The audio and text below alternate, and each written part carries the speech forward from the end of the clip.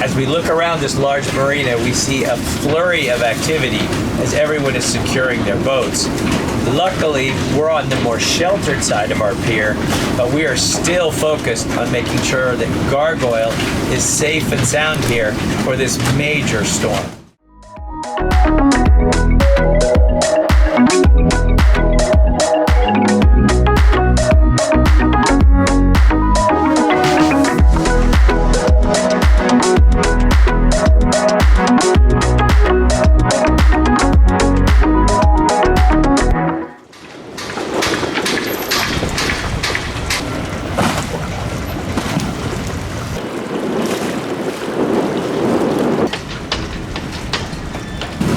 We decided to come into this marina a couple of days ago because we knew the winds were going to pick up.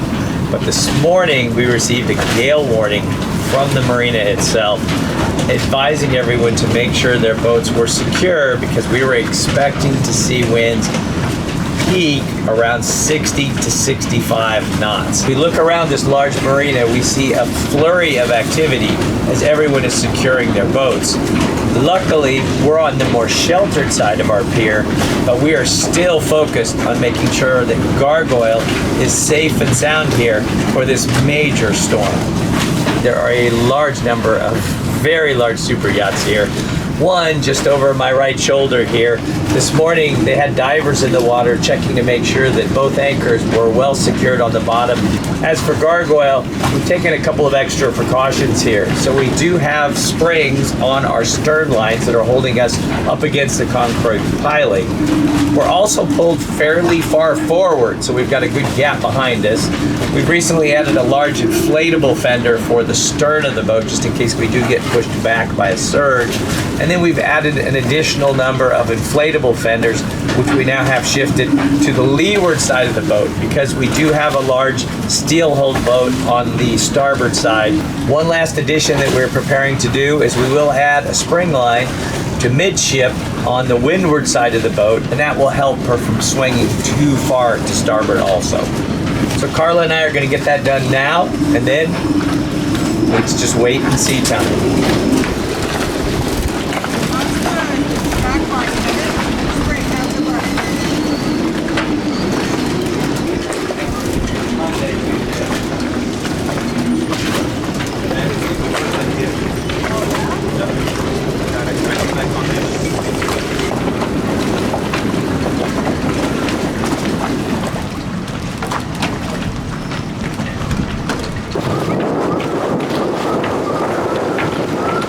It is now 2 o'clock. It's lunchtime here on Gargoyle. Winds haven't been bad at all. We're probably somewhere around 20 knots in the marina, gusting up to 30. So nothing really big, but we're starting to see things kind of get a little wavy and all the boats are moving around now.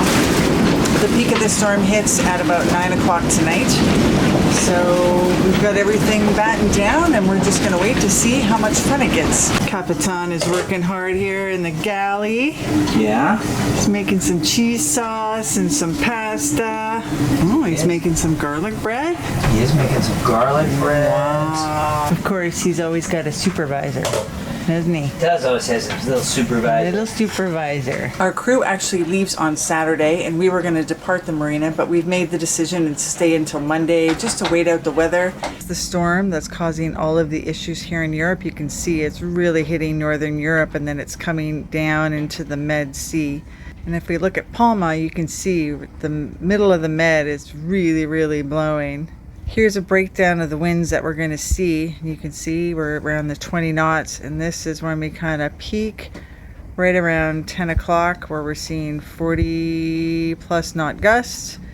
It gets calm, but then it seems to swing around again and hit us again tomorrow night. We made the decision to stay until Monday just to wait out the weather, to make sure that the crew is well rested, and then we don't have to worry about anchorages or kind of dealing with the waves and swell as the storm is going to be blowing for the next 3 or 4 days.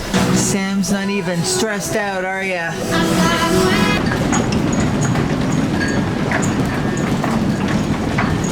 We are at the peak of the, whoa. How does it look? We're good. We're way back on our lines, so the wind is pushing us back against the dock. It's pushing us back. Pushing us back. Yeah. Look at that. That's close. Went the other way this time. Yeah. The problem is it's coming on our nose.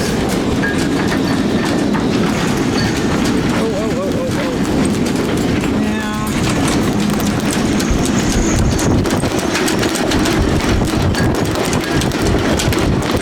How close do we get to her? Are we bumping up against him? Yeah. Yeah, it's because the wind is coming straight on the nose. Huh.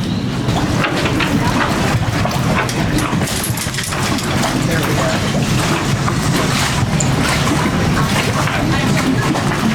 So what this should do is it should stop her from swinging back and forth so much. Let's see. We're gonna find out. There you go. She's pulling on that. So there you go. Yep. Yeah, that's There better. we go. We have 2 more hours. And then it should calm down, hopefully. It is 11 o'clock here in the marina, and the winds have died down a little bit. So I think we're going to crash for the night, and hopefully it stays calm until the morning. Gargoyle's settled in. She's hardly moving at all anymore, so that's good news. So we'll see what tomorrow brings. Windy day here in Palma, but we are tucked in. Gargoyle's nice and secure, and we're gonna go do some exploring.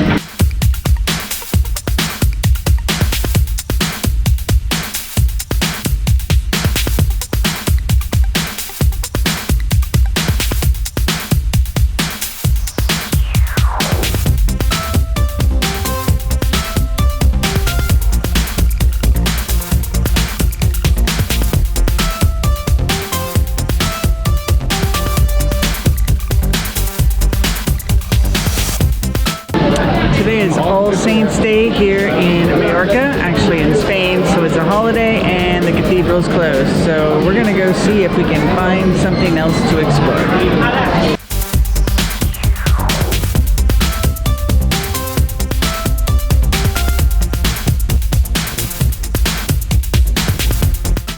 These 10th century Arab bathhouses stand as a testament of Mallorca's layered history. The Moors during their rule left an indelible mark on the island, and these baths are one of their most notable legacies. The intricate designed patio adorned by shady trees complements the baths, offering visitors the perfect place to unwind.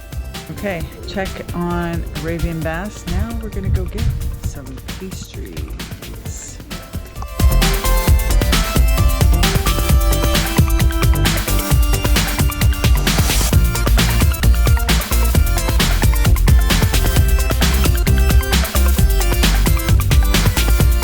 Can Joan de Sego is one of the first ice cream makers in Mallorca and is one of the oldest chocolatiers in Europe. The first cafe opened in Palma in the 1700s and finally moved to this location in 1977. Today, the cafe is famous for its hot chocolate, homemade ice cream, and these delicious ensaimades.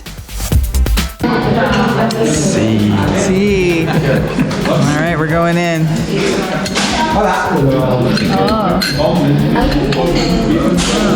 They're good? Oh, yeah.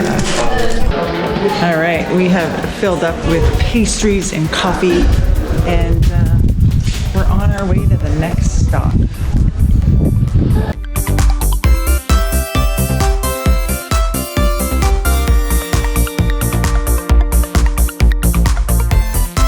The crew is starting to get weary, so our last stop is the Plaza Major. This large longitudinal square was the seat of the Inquisition in 1838, and there's still an air of somberness about the place.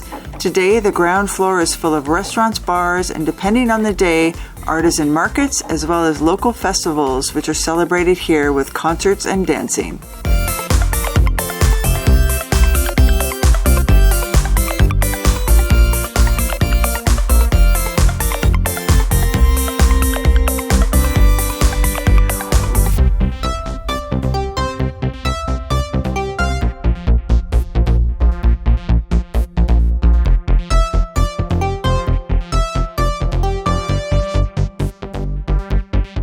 We have concluded our day tour of Palma. Now everybody is just going to relax and bask in the sun.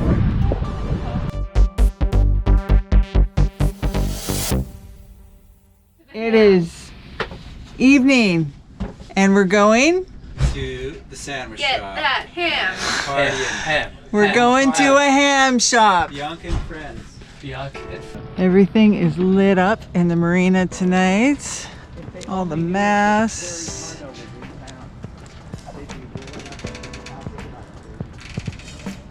Gargoyle's over there. We are on our way. The crew is off to find the Spanish delicacy Iberian ham. This cured ham is from a special breed of Iberian black pigs found only in Spain, and we want to make sure that Carrie and Allie get a taste while they're here in Palma. We have arrived. There you go, Carrie. Yeah.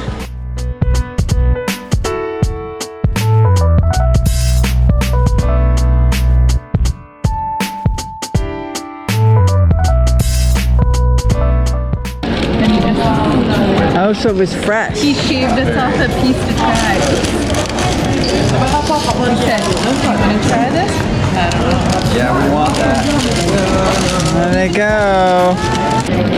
Nice thing is Alex can take a bite and carry you to the breast. Oh yeah? Oh, yeah. Is that working? Well, there you go. Look at the little jiggy going on here. Powering up.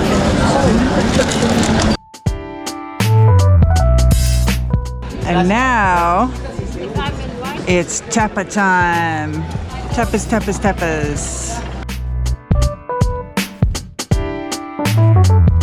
I'm high maintenance and I didn't like the tapas, so we're trying tapa number 2. Carla was right. Carla's right. All right, go, go, go, go. She's amazing. Tapas have been consumed. They were delicious. Hey, right there, guys. Food party. Oh, I'm getting shut down. Oh, there's a jazz club Come on, right Carla. there. Is it what? These people don't want to party. We are shutting you down. Where were you in Ibiza, huh? It's right there, Carrie. A It's right jazz there. club? The jazz club, right here. Look. No. Jazz lounge. The jazz lounge. Jocelyn. All right. I guess we're going back to Gargoyle.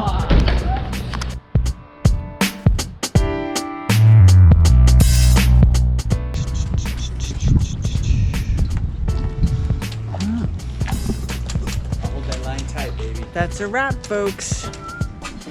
Why don't I step on in my shoes and get off my cake? Hi, guys. Hi, Sammy. Yeah.